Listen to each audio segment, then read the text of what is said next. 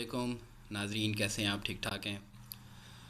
ناظرین، modern research سے یہ چیز ثابت ہوئی ہے کہ اگر کسی نے سیکھنا ہے یا وہ سیکھ کر آگے بڑھنا چاہتا ہے تو اسے اپنے سننے کی جو سکلز ہیں ان کو بڑھانا پڑے گا.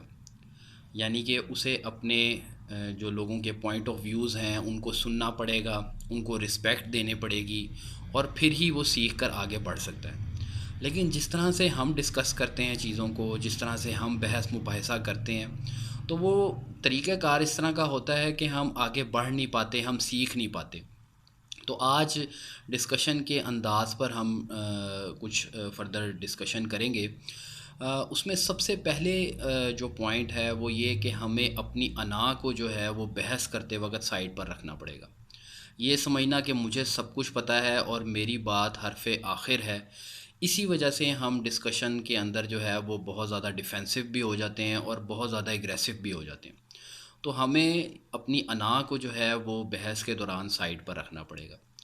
سیکنڈ چیز جس کی سب سے زیادہ ضرورت ہے وہ یہ کہ اپنے آپ کو یہ ریئلائز کروانا پڑے گا کہ میں بھی غلط ہو سکتا ہوں. ہم ہمیشہ یہ سمجھتے ہیں کہ ہم ٹھیک ہیں، باقی سارے غلط ہیں.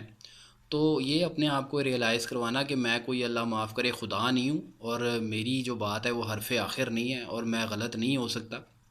یہ سوچ نکالنی پڑے گی اور یہ سوچ ڈالنی پڑے گی کہ دوسرا بھی ٹھیک ہو سکتا ہے.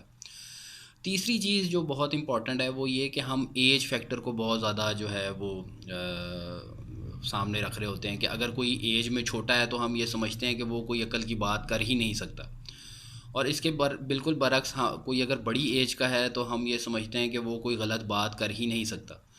لیکن ایسی بات نہیں ہے. کئی دفعہ چھوٹی ایج کے لوگ بھی بہت بڑی بڑی بات کر جاتے ہیں، تو ان کی بات کو بھی اتنی ہی رسپیکٹ دینی چاہیے جس طرح سے دوسرے لوگوں کی باتوں کو رسپیکٹ دی جا رہی ہوتی ہے. اس کے علاوہ ہمیشہ دوسروں کی رسپیکٹ جو ہے نا اس کو ملحوظ خاطر رکھنا ہے ود ان ڈسکشن.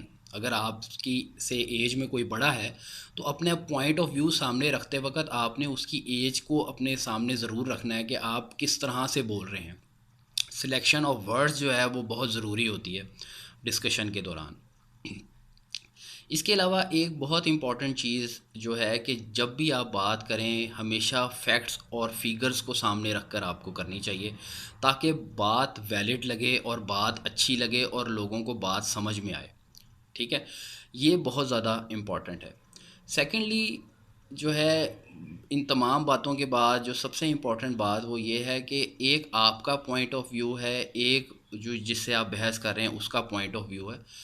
تو یہ ضروری نہیں ہے کہ آپ یہ شو کریں کہ جناب علی تمہارا پوائنٹ آف ویو جو ہے تم غلط ہو. وہ اس کا پوائنٹ آف ویو ہے، اگر اس کا دل نہیں مانتا آپ کی بات کے ساتھ، وہ ایگری نہیں کر رہا، تو وہ اس کا پوائنٹ آف ویو ہے اور اس کا وہ حق ہے کہ وہ اپنے پوائنٹ آف ویو کے ساتھ جائے. وہ ضروری نہیں ہے کہ جو آپ کا پوائنٹ آف ویو ہے وہ آپ کے پوائنٹ آف ویو کو ضرور مانے.